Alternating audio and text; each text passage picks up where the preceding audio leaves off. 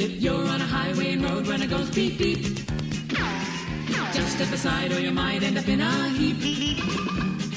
Roadrunner, Roadrunner runs on the road all day.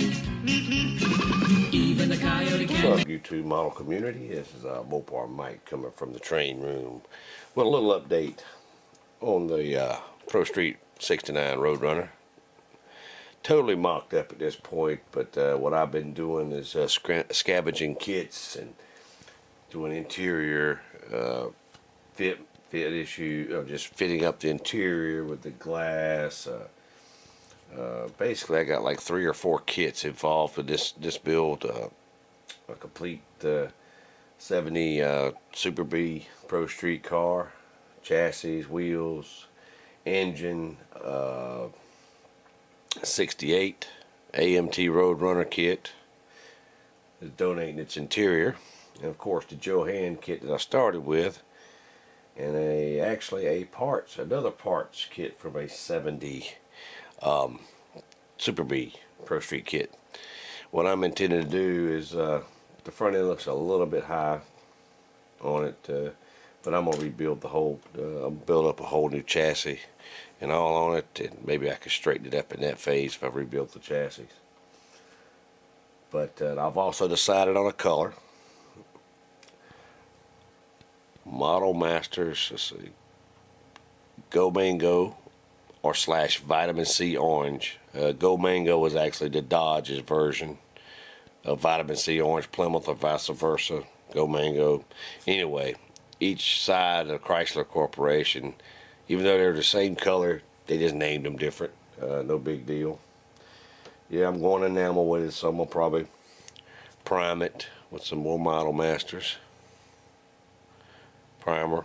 I need to get rid of it anyways. It's getting a little old, so I'm going to go ahead and use it up. And some semi-gloss black for the interior trim work. And I'm probably going to, if I could fit this hood, if I use the 69 hood, I'm going to cut it out to fit either a tunnel ram like you see there, or I may even do a blower. I hadn't really decided yet, but if I do, when I have to cut this hood out to fit it, so I'm going to put a kind of a factory themed black stripe, or black stripes on each side with the body color down the center. And what it does, that semi-black goes also across the top of the fenders as well, not just a hood. But like I said, I'm still throwing that around, and if I get a little bit lower intake, I did find in my parts bin a prostreet Roadrunner hood, which is a 68. There's just subtle differences between the 68 and the 69 as far as the louvers are concerned on the hood itself. 69 kind of turns and goes back up, and the 68 kind of, anyway, it's just a subtle difference. But that's what I'm shooting for. I thought I'd do a quick update. I've been watching everybody else's, and little Joe, that paint job, that Sublime looks awesome, man, on that 74 Roadrunner you're doing. Man, that thing's got a mirror shine on it. Good job, dude. So looking forward to that one too as well. I think you're using the same chassis and stuff that I got, so that's cool. That fits some, the wheelbases work out. But I've been watching Ray 1965. His is looking sharp. There's a few others. It's a big community that's building these things and looking great, guys. Sorry I hadn't made a video yet, but I was been collecting parts and like I said, getting everything to fit, trimming and all that stuff, because even though they're the same scale, virtually the same cars, if you want to say, close to it as far as wheelbases and dimensions are concerned, but everybody knows different kit makers or different companies or stuff do things different. And there's a little bit of fitting issues, but nothing that can't be trimmed and worked down. And also starting a roll cage. I'm hoping this is a fit. I got some more stabilizer bars that's going to go down, and I'm going to try to fit them inside the car, and hopefully I have enough clearance. I may add some more ribbing or whatever, but also like to thank Miss Lisa Reimer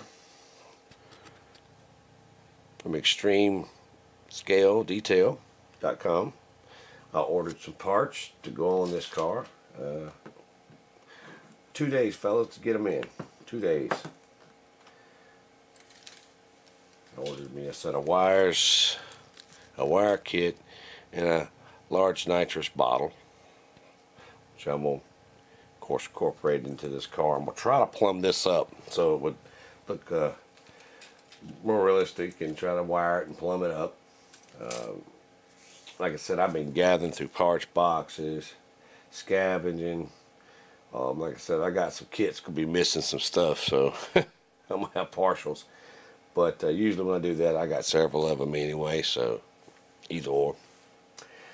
Well, that's about all. Well, also, this is one of my old 69 kits that I built probably about 30 years ago, 28, 30 years. This was one of the first Johan model cars I built. And right now I'm using it as a test fit on the different parts, like this, the inner fender well on the Super B chassis. I mean, for the Super B chassis and the firewall. I believe it's going to work out. I may have to scooch it back and forward a little bit, but like I said, I'm just test fitting now and seeing where I need to trim to where it fit flush. I need a few things I need to trim there, but other than that, I got a test fit body. Like I said, the body on this car, I'll pick it up. Like I said, I just got the tunnel ram setting up on it, and I'm not sure I'm going to use this or not. If I do, I'm going to try to plumb it up, nitrous fittings and all this other stuff, fuel lines, throttle linkages, that sort of thing. Of course, this is your basic, well, ain't nothing basic about a Hemi, but this is the AMT Super B Hemi, which I'm going to probably stay with the traditional Hemi heads versus the twin overhead cam engine. That was an experimental engine that Chrysler come out with back in late 60s. And I got the valve covers. Also, I found a set I may use, and I've used these before in another car build, is a set of Mickey Thompson valve covers, which I'm thinking that come out of my Johan kit. So I'm thinking serious about dechroming them, and I'm doing an aluminum finish on them. And possibly, I ain't decided whether to go black on the engine, like the dragsters, or maybe just keep it the old Hemi orange. Maybe the same color as the body. Maybe just go mango. I'm not sure. Like I said, that's still up in the air. But yeah, that's some of the stuff that I'm working on here. I thought I'd do a quick update. And like I said, all the other projects you guys are doing, Chris at Classic Plastics, great jobs on those builds that you finished. Man, that's awesome. Gary at MC Model Works, he's starting a kit, a gasser, 57 Ford. It's going to look out of sight. But anyway, I just done rambled on enough. Y'all boys take it easy. Looking forward to seeing the rest of them, and I'll be updating this thing periodically. Since I'm working out a lot of the fit issues on the chassis and the frame and all that, interior wise, I got to do a little trimming on some of this interior to get it to fit more flush. But other than that 68 does great. As far as, like I said, they're so close. 68 and 69s are so close.